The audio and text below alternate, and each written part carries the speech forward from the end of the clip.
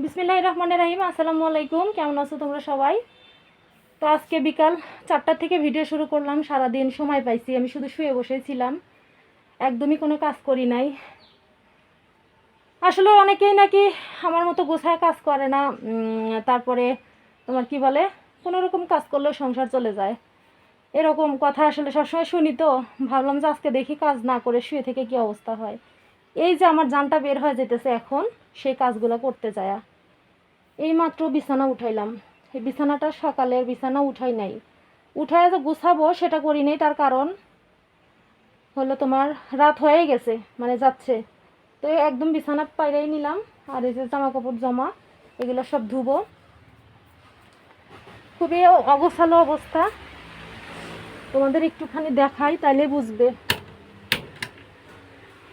এই যে দেখো, টেবিলের উপর অবস্থা খারাপ, টেবিলটা নোংরা। ছোটো মেয়ে ঘুমাইতেছে, এটা দেখাইলাম না। এই যে এখানে সব কিছু খালি, কোনোটাতে পানি নাই, খুবই খারাপ অবস্থা। টেবিলের অবস্থা দেখো, টেবিলের অবস্থাও খুবই খারাপ, অতি জঘন্য। তোমাদের ব্যাক ক্যামেরায় দেখাই। রান্না করছি, কোটাকাটি এখনও ফালাই দিইনি, বেসিনের মধ্যে প্লেট আছে।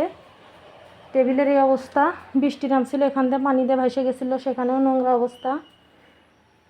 গোসলের জিনিস এখানে বাইরে প্রচুর এলোমেলো, এগুলা ধুইছি কিন্তু গোছানো হয় নাই। এ বেসিনে থালি বাসন আছে, এখানেও মানে সব কিছু। এই দেখো পুরো ঘরে ময়লা,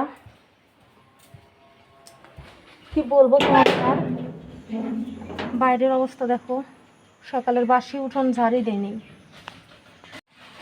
তার একটাই কারণ, কোনো কাজই করি নাই।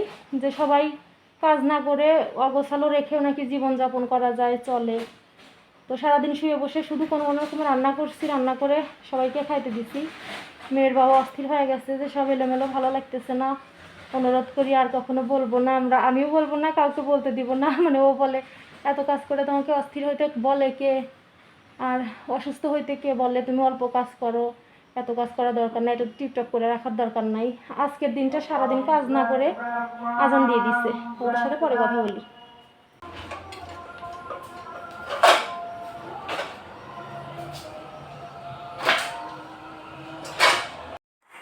সত্যি আমি যে কবে ভালো হব জানি না। এতটা খারাপ মেয়ে মানুষ হয়তো বা দুনিয়াতে নাই, একমাত্র আমিই শুধু আছি। এ কারণে বললাম যে এই কাজ না করে এলোমেলো করে রাখা, কোনো রকমে শুধু রান্নাবাড়ি খাওয়া দাওয়া, মানে আরও অনেক মেয়েরা আছে, মানে অনেক বাড়ির বউরা আছে যা করে, রান্না করতেছে, কোনো রকম খাইতেছে, ধুতেছে, ওরকম মানে এখানে এক গাঁটটি ওখানে এক গাঁটটি রাখতেছে। এরকম ভালো কাজগুলো কবে করব, সেদিনই না শান্তি। দেখো, রাগ করে মেয়ের বাবার সঙ্গে সারাদিন কাজ করি নাই। ঠিক 4টা 4:30 হয়তো বা বাজে, যদিও ঘড়ি দেখি নাই, আনুমানিক বলা।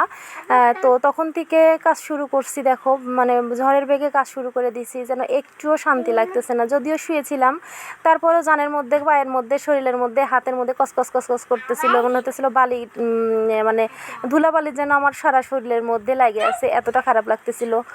বলো আমি ভালো কবে হব? আমার অনেক ইচ্ছা আমার ভালো হওয়ার, আমি ভালো হতে চাই। এই কাজগুলো কোনো কিছু আর করতে চাই না, মনোযোগ দিয়ে সংসারটাও করতে চাই না, কোনো রকমের যতটা না করলেই না ঠিক ততটাই করতে চাই। আর রাগ করে থাকে, দেখো কতটা লস আমার এত কষ্ট হইতেছে এখন অসময়ে কাজ করতে এসে, যতটা গরম লাগতেছে ততটা খারাপও লাগতেছে।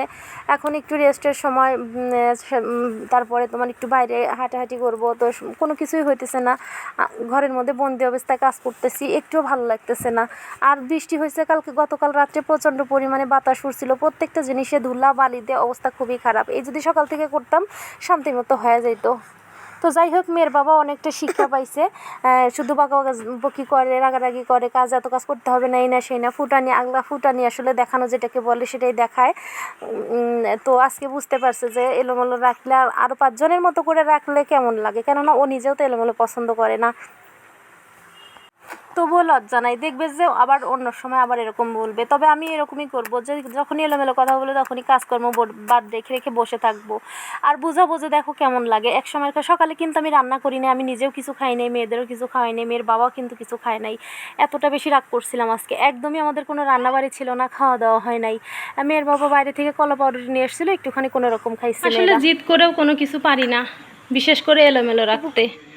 দেখো এখন কতটা সুন্দর লাগতেছে, সব পরিষ্কার পরিচ্ছন্ন। যে সব কিছু পরিষ্কার পরিচ্ছন্ন একদম ধোয়া। এই যে বালতিতে কাপড় ধুয়েছি, কিন্তু এখন আর শুকাতে দেবো না। আর সমস্ত কিছু গোছায় নিছি, চুলা টুলা মুছে নিছি, ঘর দোর মুছে মানে ঝাড়ু দিয়ে মুছে নিছি। একদম গোসল টোসল শেষ, দেখাইলাম আমি তো তোমাদের সব কিছু পরিষ্কার পরিচ্ছন্ন। আসলে রাগ করি ইদানিং বেশি মেয়ের বাবার সাথে, কেননা এত কাজ করলেও করতে দিতে চায় না, বকাবকি করে, রাগারাগি করে যে এত কাজ করো না, এত কাজ করো না। না করলেও দেখো অস্থির হয়ে যায়। তো কোন দিকে যাব? করলেও দোষ, না করলেও দোষ। তো যাই হোক, রাগারাগি করে সারাদিন শুয়ে বসেই গেছে, শুধু রান্না করছিলাম। অবশেষে একটু ভালোই লাগলো না, এলোমেলো, আমি একদম থাকতেই পারি না। সমস্ত কিছু শেষ করে পরিষ্কার করে গোসল দিলাম, জামা কাপড়গুলো ধুইছি, কিন্তু এখন আর দিব না, একটু পরে শোয়ার সময় শুকাতে দিব, পানি নিচে ঝরে গেলে যাক, বাইরে আর এখন দিতে ইচ্ছা করতেছে না। ঠিক আছে, ভিডিওটা শেষ করে দিই। তোমরা সবাই খুব ভালো থাকো। আল্লাহ হাফিজ।